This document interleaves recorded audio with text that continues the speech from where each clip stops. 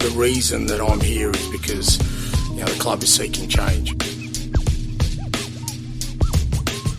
He said, well, whether you come or not, you're going to see a completely different Spurs team under me. My hope and my desire and what I'm going to try and do is give our supporters hope and belief that we're going to embark on something special.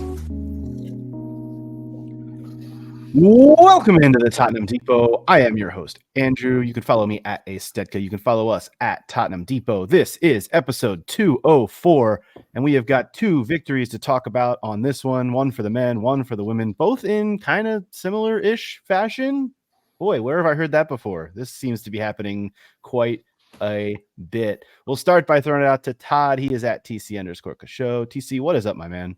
Any day, sir. Any day that you can talk about getting a very coveted 3 points at 3 Point Lane, Aston Villa, is a good fucking day. We saw James Madison free kick, dude. I'm on cloud 9 over here. Let's go. Caroline is also here. She's at CG Stefko. Kaz, what is up with you on this fine Sunday? Not too much. Just enjoying that one club mentality, They're playing at the same time. We're two screening it again over here. It's a pain in the ass, but we here at the Tottenham Depot are here for you to recap both, because we all have two eyes and managed to split both of them on two different screens. Scott is also here at Scott G Bird on the socials. Scotty, what's up, my man? First of all, speak for yourself. That shit is fucking difficult watching two matches at the same time. I really struggle. I missed two of the men's goals live. It's so hard, man. It's so difficult. Yeah, but we do what we have to do because, as you said, that's what we're here to do for the people, and we are for the people. I needed those two wins, too, today after Iowa State shit the bed last night. Just a soul-crushing defeat for my Cyclones, and one that was completely self-imposed. So I needed Tottenham to step up this morning in true fashion, and both teams did. So let's go.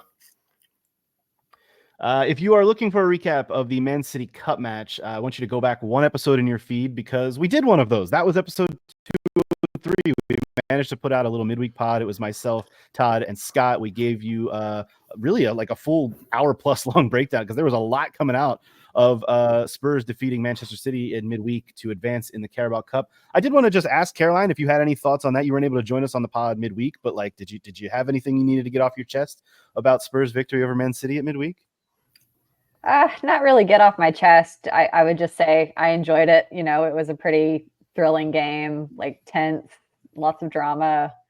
And I don't know, it just always feels like it means more to beat that team for some reason because of the oil money of it all, So I was glad that we came out on top. And I think that even though they did rotate a little bit, it was still a fairly even match, all things considered, with our injuries, with theirs. So I think we deserve that one for sure. No question about it. I do want to remind folks, too, before we start getting into these two matches that happened just today, that we are delighted to be partnered up with Digital Spurs. Digital Spurs is artwork put to your favorite apparel. We're talking t-shirts, hoodies, sweatshirts, hats, mugs, all kinds of different stuff by Danny Garrison. If you're watching on our YouTube page, youtube.com/Tottenham Depot, you see all of us rocking the merch right now. We've all got it. It's great. We wear it everywhere. We love it. I was in Florida last week posting pictures of myself on the beach rocking my Digital Spurs merch. So go check it out. digitalspurs.com. Find your new favorite merch there and let them know that we here at the Tottenham Depot sent you. Let's start in the Tottenham Hotspur Stadium. Tottenham Hotspur 4, Aston Villa 1. This was a match that at halftime you would have thought, oh boy, here we go again. But Spurs come out in the second half and deliver 4 goals to come back and beat the Villains. Let's start with the lineup, because this was, I guess, not all that surprising in terms of a lineup, but we did get some changes from not only from last week, but from midweek. We get a little bit of a different midfield. We get Sonny's return, and I'll obviously like to come on to there with his kind of early-ish hook, perhaps. But the midfield is where I want to start, and I want to start with Scott, because I know, Scott, you have a little bit of a limited time with us today. You've got to run, but this was a midfield that I think you had been calling for more than anyone, with Sarr, Bentancur, and Kulusevski in that midfield. James Madison dropping to the bench, but obviously we can come on to talk about him. It's an all hands on deck mantra with the men right now because of all the injuries and things. But your thoughts on this 11 and specifically that midfield? Yeah, I do think it's probably our best midfield. If you look at what each player in that trio brings, obviously Kulusevski, we don't need to talk about what he brings. We've talked about it every episode ad nauseum. He's just been fantastic. But Sarr is the linchpin for me here. I think Sarr, as we saw today, played the entirety of the match. He's been fantastic. We need his energy. We need his spatial awareness, we could say, right? But he covers so much ground, and I think that Bentancur gives him a little bit more license to do what he does best than Basuma does. And so I just think that if you look at it tactically and what each of those three players brings to the table, I think that meshes up better than any other trio we can put out. So I wasn't surprised to see it. It's harsh on Madison, who's been really good this season, honestly. But when you become a good team and you start competing for trophies, really good players don't play every match, and that's how it works, right? So nice to see that depth, but ultimately, as I said, just nice to see what I would consider our preferred midfield three getting the start today. TC, what do you think about this 11? Because like I've talked a lot about how I like the Kulusevski Madison kind of dueling tens, but in a match like this where you feel like you need a little bit more control of the midfield, this really worked for me, despite them falling down a goal in the first half. I absolutely agree with you. We talked about it at midweek, the fact that the Sarr Basuma combo is a natural one, but the Sarr Bentancur combo is one that is much more comforting when you're trying to shield defensively, because Basuma is not nearly as good on the ball as Bentancur is in those 1v1 situations, especially in this AN system, is what I'll say. I have been the biggest Kulusevski honk that is on this pod when it comes to him playing probably over Madison, despite how much I want James Madison to succeed, because Kulusevski is just simply playing at a different level in that role right now. And we saw it again yet again today, right? What I like the most about this midfield is the flexibility that gives us to transition from offense to defense fucking seamlessly. It's so good. And I thought, especially in that first half, you saw the up and back that they had to do in order to keep pace. It was a very evenly matched first half, I thought. Even the goal that we gave up was against the run of against the run of play. And so I thought that you wouldn't be able to sit here and have this conversation in the same capacity if it was Madison and Kulusevski and Sarr or Bentancur or Basuma. Yeah, real quick too. I think what I saw today more than anything, I think Sarr has to react to Basuma, but I think Bentancur reacts to Sarr, and Great. I think that's really what leads me to believe this is the strongest midfield trio we can put out. Sarr reacts, I would say, spatially. I can't think of a better word, but just left to right based on the way that the game is flowing. And Bentancur, again, reacts to what Sarr does and covers for him, and Basuma does the opposite. So not to say Basuma couldn't get that figured out. I think it's just a maturity thing, but it was evident today that those two worked really well together.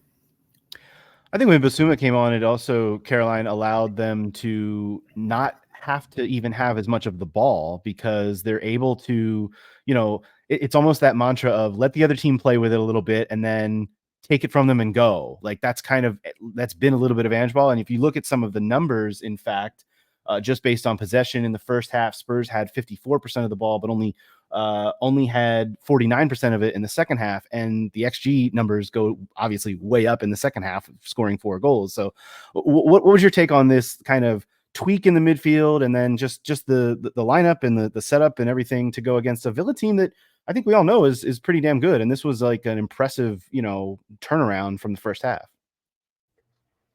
Yeah, I think it kind of reminded me a little bit of our approach against City, honestly, in that it's not like a pure counterattacking strategy, but there's elements of that to the game.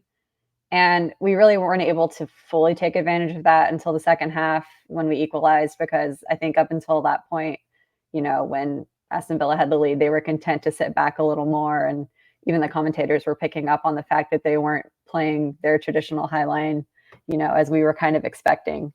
So I think, once we got that really important equalizer, we were able to kind of, kick it into second gear and the attack really started flowing. But like you said, it's not really super possession based. And I think it really relies on the players being sharp with their passing and their movement. And Solanke is a perfect example of that. The movement just so smart and perfectly timed. So I was just really impressed with how the whole team handled that second half, honestly.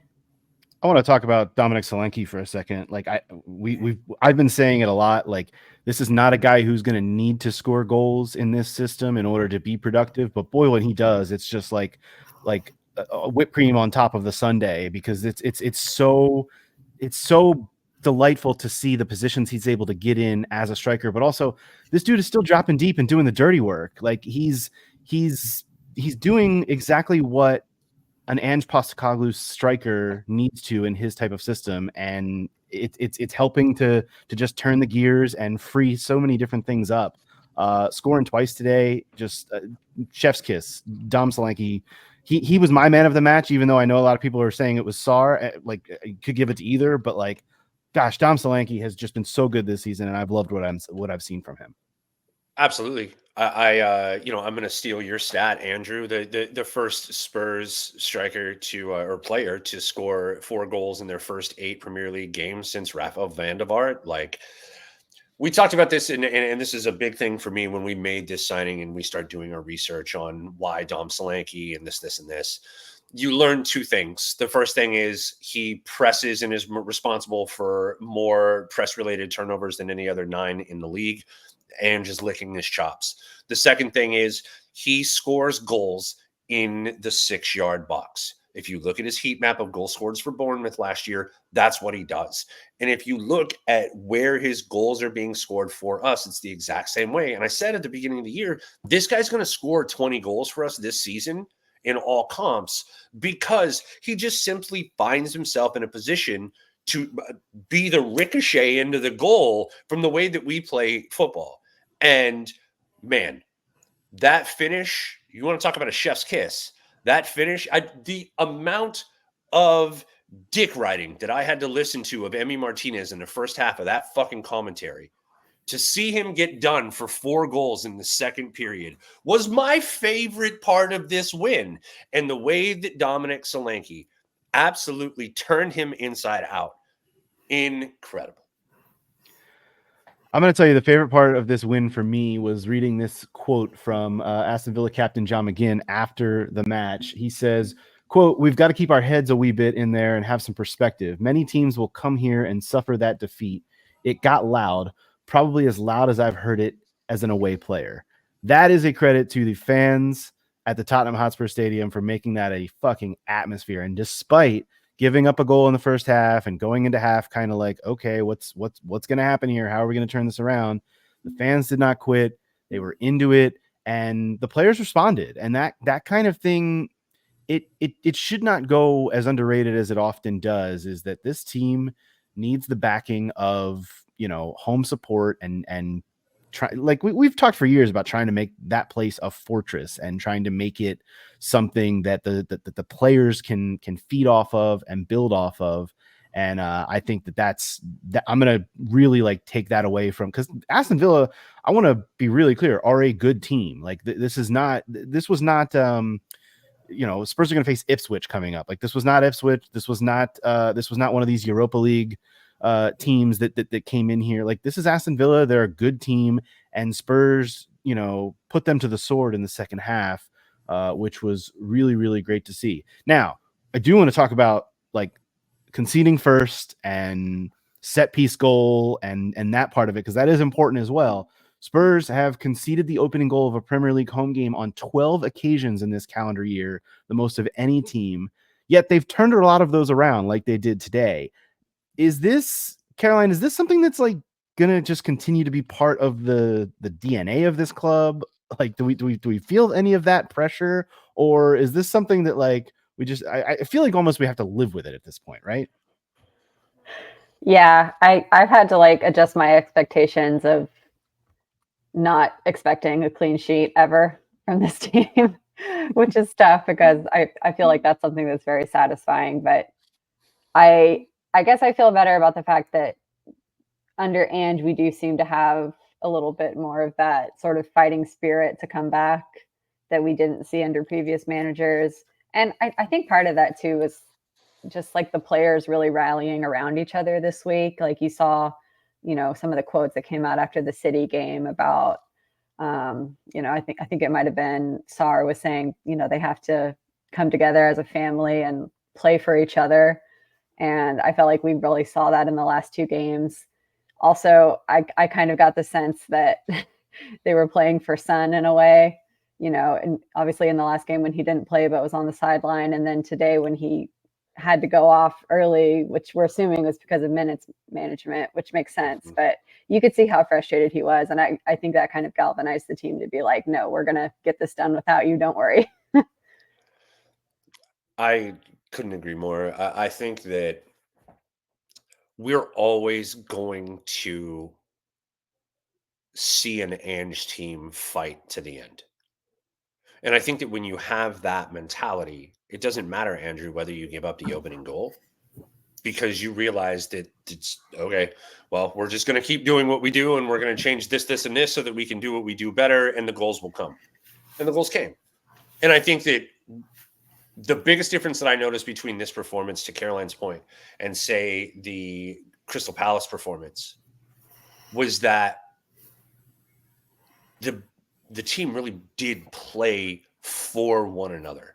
I think they were galvanized, and I'm just going to say this because if you've been an athlete at any level, you understand that confidence breeds winning and winning breeds confidence, right?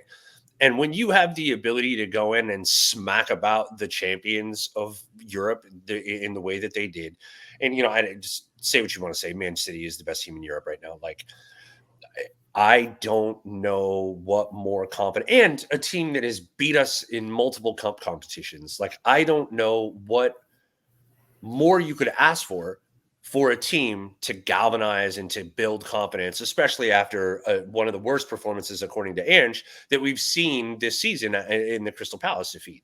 These two wins off the back of the Crystal Palace defeat, plus the injuries that went along with this, are three of the most impressive matches from like where they started to where they are now that I think we've seen under Ange.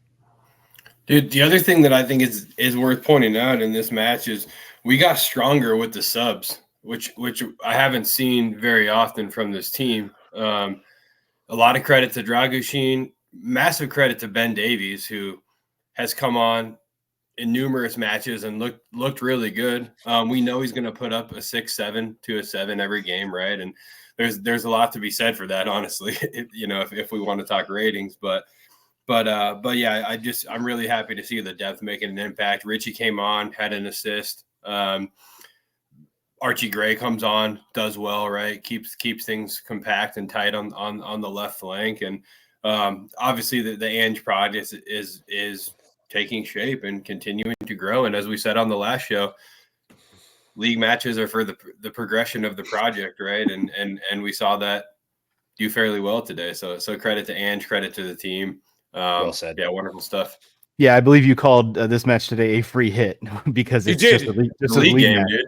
It's a league game. It doesn't matter. And they definitely shouted out the fact that we're undefeated in cup matches this year. Yeah. And we've got 3 wins in Europe. That was the only, and they said it almost like offhandedly in between the times that they were subsequently filleting Unai Emery. Speaking of statistics too, we lead the league, and I'm going to just graze over Todd's comment. Yeah, sorry. We're all kind of laughing at.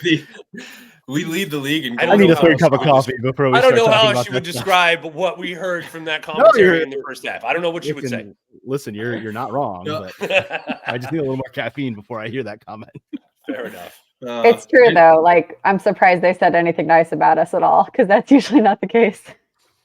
It is very fair. But no, we lead the league in goals inside the box, which I think is pretty cool.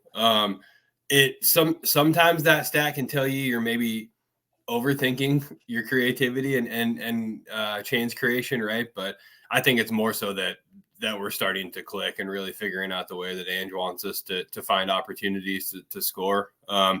So many goals crosses on the ground through the box, right? That is just our bread and butter and what we've become experts at. And I'm not surprised by that stat at all. Now you're going to have to find other ways to score, right? I think that, again, that stat can tell you a lot of different things. And if it's the only way that you're scoring, it can become problematic throughout the course of a season. And I think we have to work on that. But as we saw from Sarr on Wednesday, we do have the ability to find goals from outside the box as well. So I just think we need to continue finding those. But at the same time, the way that we're finding our goals and the consistency at which they're coming, I think is something that we can certainly build off of too.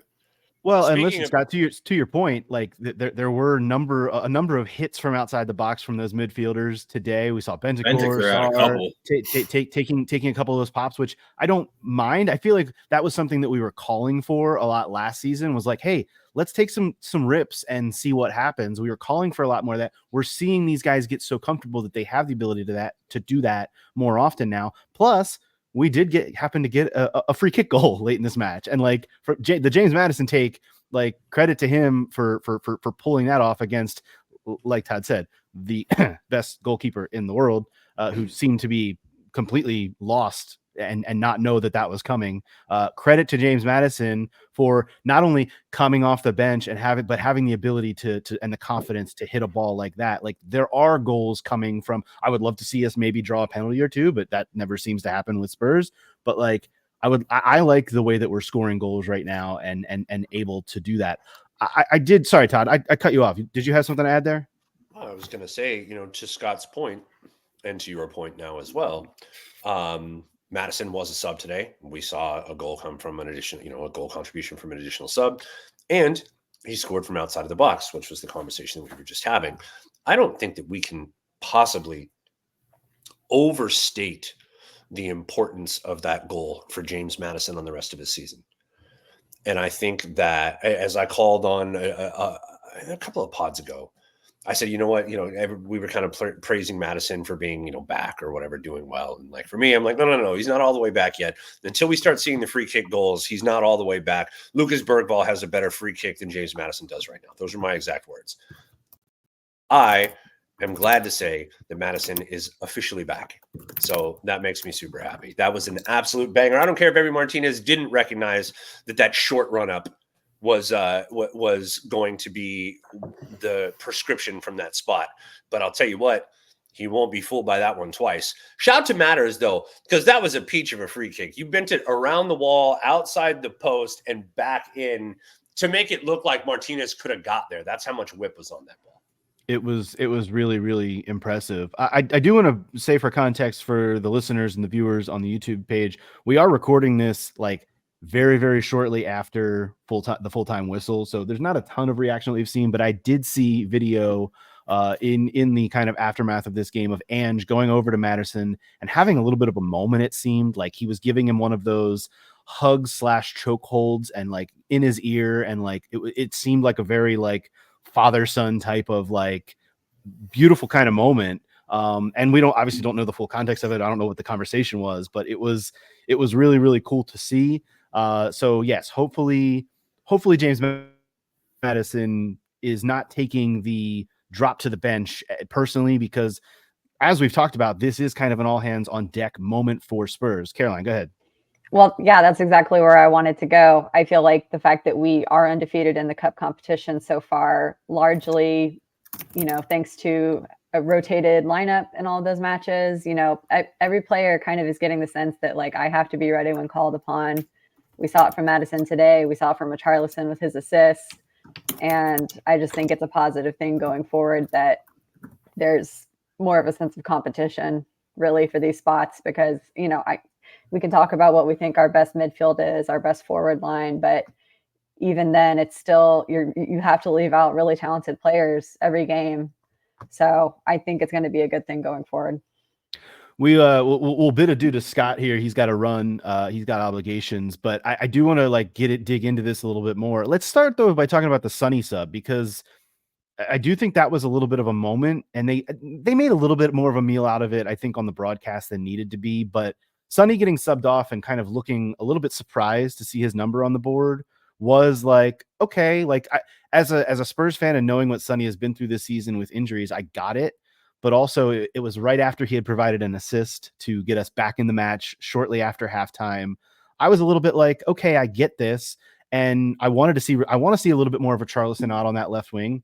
Obviously, he came off injured not long after, which like this is going to be a continuing theme. But Caroline, what was your thought on Sonny specifically in that kind of moment? I see as you're sipping from a Sonny mug, like it's like, oh, this is our dude, and we want to keep him fresh, but like, how is that going to be done with the lack of depth and kind of needing to rely on him, but also balancing needing to keep him fresh as he is on the other side of 30 and has dealt with a lot this season?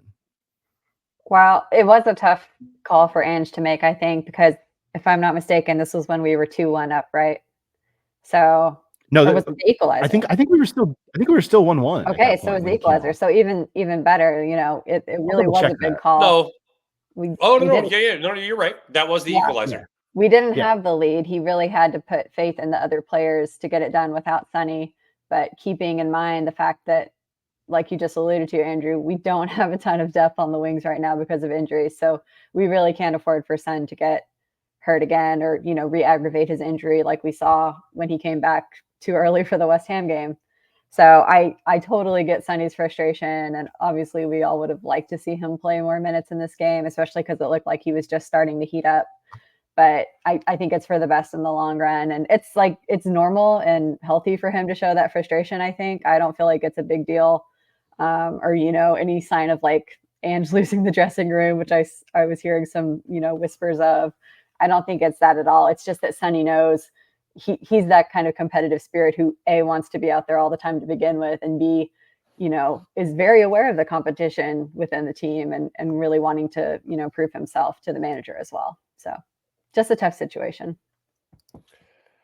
Yeah, he's the captain of the team, Andrew. And as the captain of the team, you want to be on the pitch every fucking minute. You want to do everything that you can to help your team win. And especially after the first half, you kind of got going. It was back and forth. You did the best you could. You made some adjustments at halftime. You came out. You were able to provide the assist to get your team back in it. The last thing you want to do in that moment is take a seat. And you saw the way that, obviously the who me look on the pitch, but also the what the fuck on the bench, basically, when he got back there. Which I saw being, but the British tabloids were calling X-rated. I'm pretty sure that's not X-rated, but it's kind of weird. It's kind of weird. This British podcast tabloids might be X-rated, but Sonny was not X-rated at all. Correct. Wait a second. Wait, what? No, I'm kidding. No. I'm being silly. We're in a good mood here. We got two. I've used too big of words for it to be X-rated. Anyhow, so in this particular instance, of course, your captain's going to be pissed off when he gets pulled early. It's not hard to understand. Shout to Ange for having faith in the team and the approach. Shout to Sonny for showing the emotion that he showed, and for providing the assist, and for 55 minutes of full health on a Premier League pitch. This is what we needed from you this week, son. This was the assignment. You completed it. Good job. Have a seat. And saying that to the captain is hard. It's hard to say as the manager, because you know what their response is going to be, especially because he knows Sonny and he knows Sonny's special and he knows how much he's passionate and cares. But in my opinion, it is the antithesis of Ange losing the dressing room, and it is rather Ange showing the type of leadership and decision-making that's required of a championship manager. And when I say championship, I mean championship winning, as opposed to he should go down a league. But thank you for that clarification. Yeah, no worries. I think the only reason why the Sonny thing is even amplified at all is because Cuti Romero got hurt immediately after that. And that's so it's like, wait a fucking second, you lose your captain and your vice captain and your jackass. What happened? You're spot on, and that's kind of where I want to go next, is as like just kind of zooming out a little bit on all of the availability issues that this club now has. Obviously, Van de Ven getting hurt at midweek, And we got the update before this match that he's likely out through the next international break, which comes up after Ipswich next weekend. So kind of a mid-November. It's so funny when these international breaks, but I feel like we just had an international break. I know we just came off of one on the women's side, but the week before that, it was the men who were dealing with one. And now we have one again in another couple of weeks. It's actually fucking ridiculous how many international breaks we have in this season. Like, I get that there's a lot of, but that's part of it compounds the problem of having to cram in a lot of games throughout an entire season, especially for teams in Europe and teams advancing in cups. Like, that was super frustrating to realize that there is another international break this month. But on the Van de Ven side of things, we're hopeful that it's maybe like a month or so that he's going to miss a few games here, but hopefully that one is not as, it's like almost like a could have been worse, but we'll deal with that. We also know that Wilson Odobert is out for likely another month after a re-aggravation. Not the same exact thing they say, but same area for his injury. Jed Spence has still not made his way back from whatever he's been nagging with for the last little bit. And then, as you say, in this match, it's compounded by the fact that Sonny comes off for what we presume is minute management. Richarlison comes on for him, then has to go off himself. That's who Madison came on for later in the match because he injured himself, delivering an assist, by the way, from the left wing spot, which I think we need to double click on. Like, that's where I want to see Richarlison thrive, is in that left wing spot, because Solanke has the striker spot down on lock with his play right now. And then we get Romero coming off as well. So now we're down 2. It's like when you zoom out and look at all of the different injuries that this club is dealing with right now, it's a little bit daunting, especially knowing there's Europa League coming back into the fold this week. Caroline, are you freaking out at all about this? Because I'm to the point where I'm just like, I'm a little like, what's going to happen over the next 2 months before January? And really, let's be honest, 3 months, because we know the January window, all the action is going to come at the end if there is action. That's just kind of the way it goes typically. Yeah, I wouldn't say I'm in a panic yet, but I'm rapidly approaching that point because it's not just, players on the bench to relieve players who need to come off for just normal wear and tear within a game. It's the fact that we can't rest players when they need rest. Like, I know Doggy is someone who has looked like he didn't really come back from his injury that well, and he could have used some rest intervals, in the last few games, and it's just not really happening because of the injuries. And, as part of that, you've also got Archie Gray, who's just constantly playing out of position and doing a good job, to his credit. But it's not great for his development that he's not, playing in the position that ideally he wants to be playing in. So,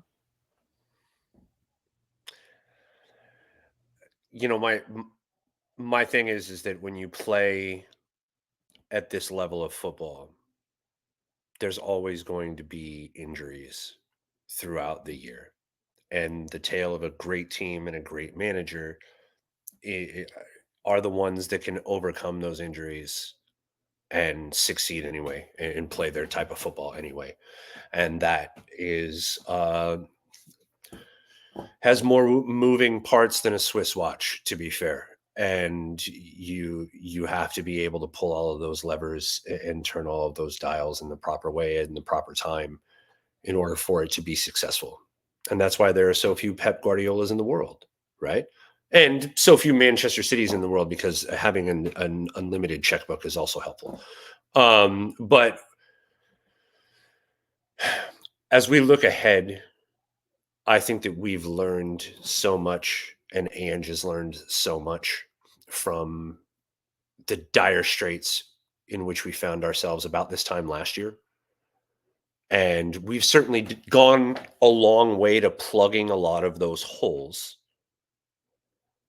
However, over the course of the season, you're always going to see these types of injuries pop up where you're like, well, damn it, my left wing got hurt and my left wing got hurt. And now I got a left winger who's hurt. And you got like 3 guys over there that are like, well, shit, what the fuck am I doing? Or both of your starting center backs get hurt over the course of, 4 days. So, I mean, shit like this happens, right? And like you say, does it? I mean, this shit happened to the same scummy bunch down the road, like last week. So yeah, then Well, and it this happened to stuff Spurs happens. last year about the same time after the Chelsea match. Like we were talking about that before recording. Like this is similar. It's not exactly the same, obviously, but this is a similar type of thing that Ange had to deal with last season. A lot of that was through suspension as well, between all the nonsense of that Chelsea match. But like, Fuck he's Michael Oliver. I think it's an important time to say that. Okay, go ahead. per usual. Spurs are, however, based on this result, up to 7th in the table, which is nice after 10 matches. And they're only 2 points behind both Villa and Arsenal now, which is also nice. So I think that means we're officially out of the title race, right. because Arsenal are. Yes, 100%. Well, but we were never in the title race, so that's fine. That's I'm undefeated in cup matches this year, though. Undefeated. Well, and obviously, as we all know, the league is a free hit, according to Scott. And I mean, the cup it's all matches for are where it's team development so that we can perform better in the cups. Let's look ahead then to the cups, because this week Spurs do return to the Europa League on Thursday. They have a trip to It's the Istanbul. hardest. This, I think, is probably the hardest fixture of the entire the thing. 8. Yes, among the 8 matches in the group stage, this will probably be the most challenging. They face Galatasaray and old friend Davinson Sanchez. The Turkish Giants are in fantastic form this season. If you have not been paying attention, they've played 10 games in the league and they've won 9 of them. Their other one was a draw. They also have not played since last Monday, as we're recording this on the 3rd. They haven't played a game since last Monday, so it'll be a little bit of a layoff for them, but also that means rest. In the Europa League so far, they have 2 wins and a draw after they came down from the Champions League qualifying stages. So a really tough match that Spurs are going to have to face on Thursday, and likely have to face it without their top 2 center backs. I'll be really curious to see if it's some combination of Dragusin, who does, I think, deserve a little bit of credit. I thought Radu Dragusin looked very good today, and we'll have to see if it's Ben Davis. We'll have to see if it's Archie Gray. Who freaking knows what Andrew will roll out there, but I'm here for it. I'm interested. I'm going to be I'll let the listeners in on this. I'm going to be recovering from wisdom tooth surgery on Wednesday, and this is going to be my viewing pleasure on Thursday as I do that. I'm getting all 4 of my wisdom teeth removed on Wednesday morning, and so Thursday I will be hopefully not in excruciating pain for multiple reasons watching this match. That's going to be how I spend my Thursday. But Tottenham will have a quick turnaround once again. Next Sunday, they return home to face Ipswich, which is hopefully a little bit of an easier challenge, but obviously, that's what it looks like moving forward for Spurs.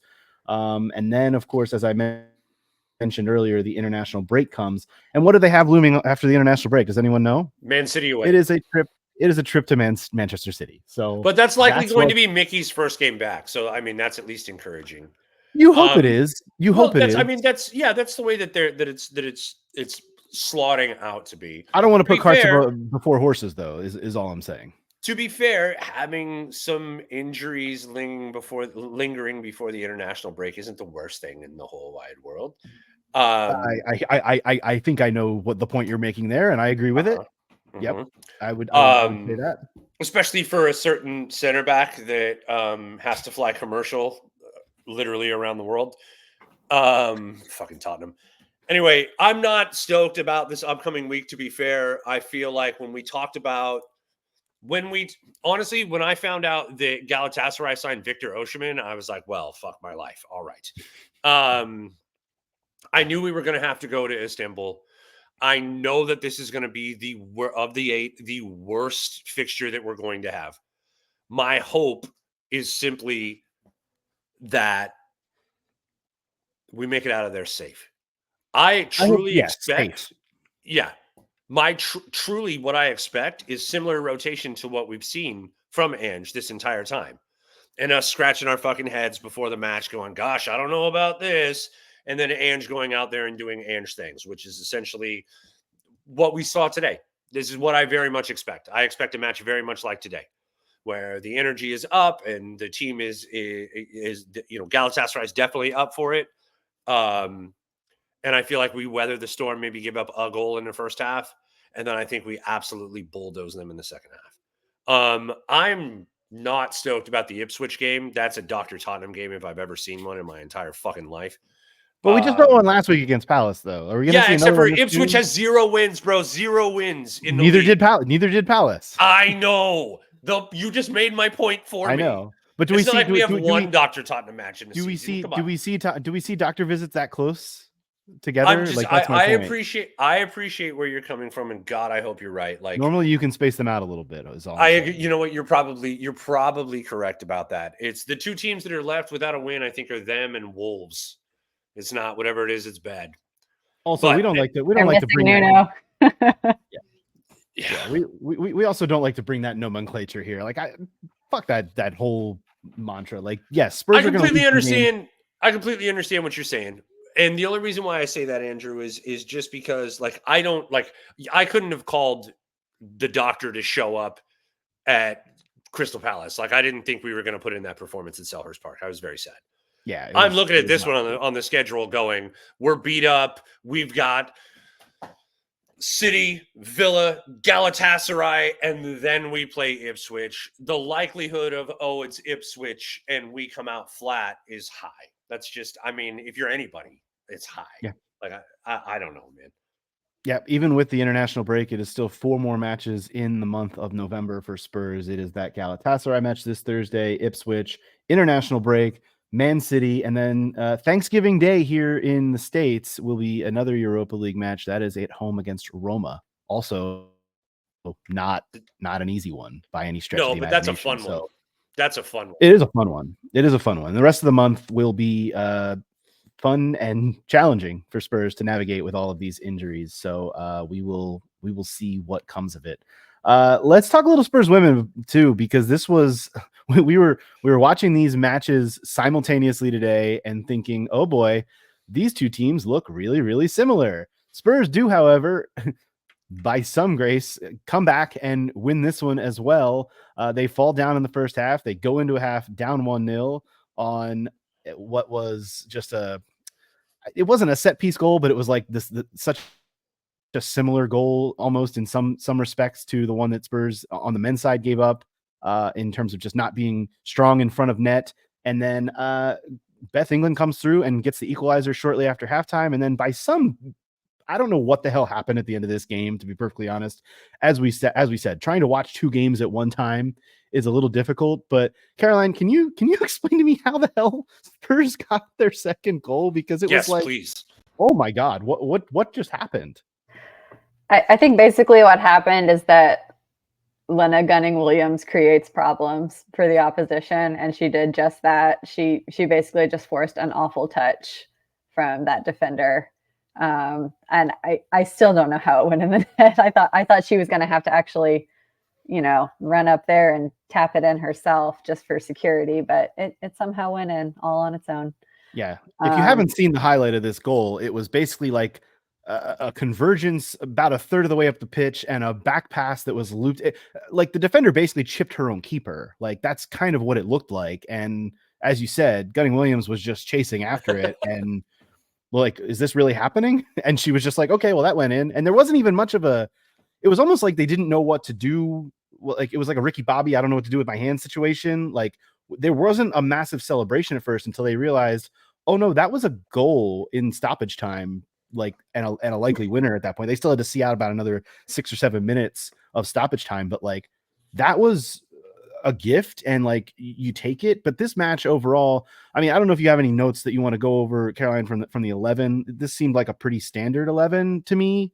Like we got to see a little bit more of Thomas and England playing together, which I really like still. This though felt like a pretty evenly played match to me. Like it was choppy is the only word I could come up with. This match felt choppy, but also kind of even. Yeah. And I think part of the choppiness is kind of similar to what we saw with the men's game against Palace, just like extremely poor refereeing. It was horrible. But that's a running theme in the WSL. So I'm not going to belabor that point, but yeah, I don't feel like it should have been this even though we do obviously still have some injuries. And I think Amanda Nilden not being available was a bit of a surprise. At least I had not heard that she was injured, but we saw Ella Morris start as a result of that. And Ash Neville switched over to the left side. And she was just kind of having some struggles with Rico Ueki frankly. And again, the referee was not helping because I don't think Ash got the benefit of the doubt on any of the calls that went against her. But yeah, otherwise it kind of is what you would expect to see with the injuries that we had. And I thought the forward line looked okay, honestly. Like we were creating opportunities, and Jess, as always, looked really sharp. Yeah. And I think it was England that had the goal that was called offside. The offside was on Ella Morris, but honestly, like you said, it's really hard watching two games at once. So I didn't see the run up in the first place, and the replay. They did not show a good replay. No, at all. You could not tell anything from it. So I don't know how accurate that call was, but we're crediting the WSL with making these games more readily available on YouTube, but some of the camera angles are still not great. There was not a good replay shown of that. It did kind of look offside from the build-up, but you're right. Like there was not a clear, great angle of it. But what I really liked about the way that Spurs played in this match is that a lot of the shots, like you're going to look at the statistics and you're going to say, well, there seemed to be a lot of shots taken and there were a lot of saves made, but they were taking hits and they were all on goal. You almost at this level, you want to make the keeper make the save. And a lot of the shots were, I don't want to say easy saves to make, but they were in the direction of the keeper. We weren't finding a lot of like top corners here in this match. There weren't a lot of bangers happening, but like it was keep shooting. There were 15 shots, 7 of them on goal. You want to keep like just peppering whenever you get a chance, pepper the goal, and obviously force them into mistakes. And that's exactly what happened at the end of the game, obviously. And this was a match of like, I think you're right. Spurs should have had the upper hand in this match. They are a better team than West Ham, but the grittiness to be able to get this victory, I thought was notable, especially because, I mean, we talked about it last week. Like this has been a little bit of a rough go for Spurs women of late, and getting the full 3 points in this match rather than just settling for a draw or worse, I think is notable and is important for them. Right, exactly. This was when we really could not afford to drop points in because of the schedule we have coming up. And I think this is going to be really important for them in terms of like just team morale, frankly. I don't know that it necessarily makes us more likely to win our next couple of games because they are very difficult opponents. They are very tough ones. We do have the benefit of the Arsenal game being at Tottenham Hotspur Stadium again. And obviously we all know what happened last season in that fixture. A historic win. So also during a men's international break, which is the reason that it's able to be played there. And true, like, yes. Hopefully we can. I haven't seen as much promotion about that game. That is not the next game for Spurs. It's 2 games away, but still, you did see some promotion. I saw it on the men's game today. They were running it on the boards. You could see it all the way through. Okay, that's that. I'll wear that. That's the product of trying to watch 2 games at one time. I did not see that, so that's good. I'm glad to hear that. But the point is, they definitely are going to need the home crowd behind them in that game for sure. Yeah. Well, I wanted to ask you, Kaz, have you noticed that the kind of rivalry between West Ham and Tottenham, from the West Ham perspective, is as fierce on the Tottenham side, or is it still their kind of like little sister in this instance, the way that we view them as little brother on the men's side? I just think that the fixtures we play against them always end up having some element of chaos, like the own goal in this one. Yeah. So I think it really is a rivalry on both sides at this point, because it just seems like there's a lot of, I don't know, just drama in this fixture, and it really feeds into how the players play even. Because, I do think the officiating went against us in a few cases, but, we weren't, going easy on them by any means. Like, sure, we were putting in the physical tackles, and they were as well. So it goes both ways. And I'm glad that we came out on top of this one, even though it was really squeaky bum time at the end. Well, and there's also like the added factor of Brianne Skinner and Shalina Zadorsky being on the other side. Like there's a little bit of crossover that we don't always see in terms of these types of fixtures, the London derbies. So like there is a little bit of that. I don't even know if you'd really call it bad blood, but there is maybe a little hint of that. Like it's certainly not the Man United bad blood that we've been talking about all season, but there is a little bit of like that element to it as well, and at least in my opinion, from the outside. Well, Kate Longhurst has now retired, but when she was still playing for West Ham, like it very much was personal on her side, and you could see it in the way she came to the game with that sort of energy. So I think some of that is still carried over. Yeah, no question about it. We mentioned the Arsenal match coming up on the 16th, but before that, it is a trip to Manchester City. That's the next match, and that comes up Friday afternoon here in the States. That is a Friday night match for Spurs women. That's obviously like City are top of the table and hitting on all cylinders basically right now. They have 5 wins and a draw from their 6 league matches thus far.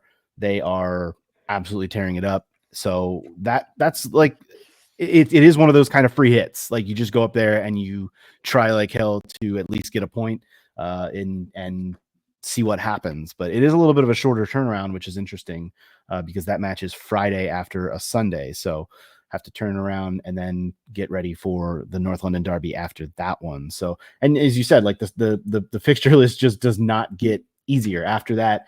It's a League Cup match after the Arsenal match, rather. It's a League Cup match against Villa, and then Everton is the match after that. So there's not a break in that schedule either. There after the international break, or the international break, they're now kind of more into a run of games here to close out the calendar year. So that should be fun.